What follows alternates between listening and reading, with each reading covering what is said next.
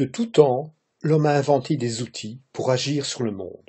Des outils physiques, comme le marteau, le levier ou la charrue, mais aussi des outils symboliques ou cognitifs, comme le langage, l'écriture, les schémas, les diagrammes.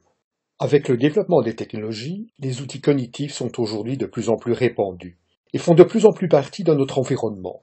Comment imaginer un pilote d'avion sans son ordinateur de bord? Un ingénieur concevant un pont ou un bâtiment sans ses outils de modélisation sur ordinateur. Un spécialiste de l'Égypte ancienne sans sa base documentaire qui le met en contact avec tous les musées du monde. À ce propos, un chercheur comme Roy P. parle de système cognitif. Ainsi, le pilotage d'un avion fait appel à un système constitué par le pilote, son copilote, l'ordinateur de bord et l'aiguilleur du ciel dans sa tour de contrôle. L'intelligence et la cognition qui est mobilisée pour amener l'avion de son point de départ à sa destination n'est pas seulement dans la tête du pilote, mais distribuée dans l'ensemble du système. De la même manière, l'employé qui traite en ligne les réclamations des clients mécontents de leur note de téléphone mobilise un système cognitif constitué par ses propres connaissances, mais aussi par une base de données consultable en ligne qui reprend l'historique du client, ainsi que par un système expert qui le guide dans l'analyse du cas et l'oriente vers une solution. Dans le système cognitif mobilisé par l'employé, ce qui importe, c'est le type de connaissances, la manière dont elles sont représentées et leur modalité d'accès, mais pas l'endroit où elles se situent. L'employé veut avoir mémorisé certains éléments de la procédure à appliquer, alors que d'autres lui seront suggérés par le système expert. Peu importe, c'est l'efficacité globale du système et sa capacité à traiter les demandes des clients qui comptent.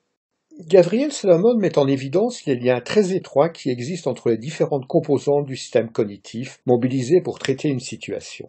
C'est-à-dire entre, d'une part, les ressources cognitives internes de l'individu, et d'autre part, l'environnement. Ce dernier étant constitué à la fois par les outils cognitifs mis à disposition, et par les interactions sociales qui s'y développent. Pour cet auteur, l'environnement n'aidera pas seulement l'individu à trouver une solution au problème qu'il a à traiter, mais laissera également chez lui une trace cognitive. Pour reprendre l'exemple que nous avons évoqué avant, l'employé pourra progressivement transférer vers son propre système cognitif une partie des opérations dont il s'est déchargé, dans un premier temps sur l'ordinateur. De cette manière, il aura acquis de nouvelles compétences, comme par exemple la capacité à détecter les mauvais payeurs à travers l'historique des factures de téléphone d'un client, et cela sans avoir recours au support informatique mis à sa disposition. Pour Salomon, les outils fournis par l'environnement jouent un rôle d'artefact, en ce sens qu'ils organisent ou réorganisent le fonctionnement cognitif. Ainsi, des enfants qui utilisent un système d'aide à l'écriture, c'est-à-dire un logiciel qui les accompagne dans la production de textes écrits, améliorent non seulement leur performance d'écriture, mais développent aussi certaines stratégies métacognitives à travers les traces cognitives laissées par le dispositif.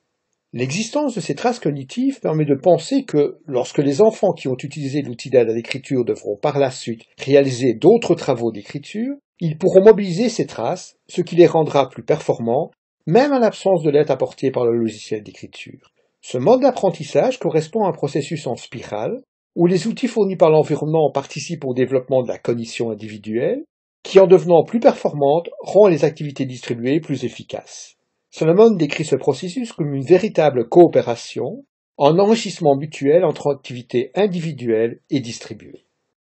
La notion d'artefact joue un rôle central dans les modèles actuels de l'apprentissage pour expliquer les liens subtils qui s'établissent entre l'individu et son environnement. L'apprentissage n'est plus vu comme le résultat d'un modelage par l'environnement, comme chez les behavioristes, ou à travers un processus de sélection des stimuli guidés par la mémoire à long terme, comme chez les cognitivistes, mais comme le résultat de la mobilisation d'un système cognitif global, incluant les ressources présentes dans l'environnement sous la forme d'artefacts. C'est cette vision d'un système cognitif global qui sert aussi de référence au modèle de l'activité qui est issu des travaux de l'école russe, à laquelle appartenait Lev Vygotsky, et qui a été repris plus récemment par un groupe de chercheurs scandinaves regroupés autour de Ryo Ingeström. Le point de départ du modèle de l'activité, c'est la représentation sous la forme d'un triangle proposé par Vygotsky, qui met en évidence l'intervention d'une médiation culturelle dans le lien stimulus-réponse cher aux behavioristes. Pour Vygotsky, l'activité humaine n'est pas une réaction directe à l'environnement. La relation entre le sujet humain et les objets de l'environnement est médiatisée par des artefacts, tels que le langage, l'écriture, les diagrammes. Engeström parle d'artefacts de médiation pour faire référence à tous les outils symboliques que la société met à la disposition de l'individu pour la réalisation d'une tâche dans un contexte culturel donné. Plus précisément, Engeström fait intervenir la notion d'artefact de médiation en plaçant celui-ci entre le sujet qui agit et l'objet fourni par l'environnement, sur lequel s'exerce l'activité et qui définira la finalité de l'activité. Cette représentation, sous forme de triangle, reprise par Vygotsky, sera complétée en introduisant la dimension sociale, qui est prise en charge à travers la notion de communauté. De cette manière, le modèle proposé par Engelstrom intègre, pour expliquer l'apprentissage, à la fois l'intervention des aspects culturels et le support apporté par la communauté, c'est-à-dire la dimension sociale, ce qui place ce modèle dans la droite ligne de l'approche socioculturelle. Le modèle de l'activité relève d'une conception interactionniste de l'apprentissage, en ce sens qu'il donne un rôle central à l'activité comme source de l'apprentissage. C'est à travers l'interaction avec son environnement, par l'intermédiaire d'artefacts adaptés, que l'individu construira de nouvelles connaissances. Pour les tenants du modèle de l'activité, l'action, qu'elle soit physique ou mentale, constitue la seule voie possible vers la connaissance. En cela, le modèle de l'activité est parfaitement en accord avec le constructivisme, et a donc sa place dans ce module consacré aux évolutions du modèle constructiviste. Pour revenir à la cognition distribuée, même si celle-ci entretient des liens étroits avec les approches présentées dans les capsules précédentes, elle nous paraît mériter qu'on lui fasse une place particulière parmi les évolutions récentes du constructivisme. En effet, plusieurs éléments nous paraissent soutenir cette idée.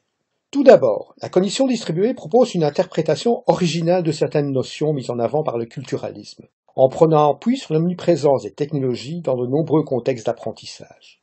Plus spécifiquement, elle permet de mieux comprendre comment les artefacts véhiculés par ces technologies peuvent épauler l'activité humaine, des activités simples et répétitives jusqu'à la prise en charge des problèmes les plus complexes, en faisant par exemple appel à des systèmes experts, c'est-à-dire à des systèmes informatiques capables de traiter des tâches à la manière dont le fait le cerveau humain.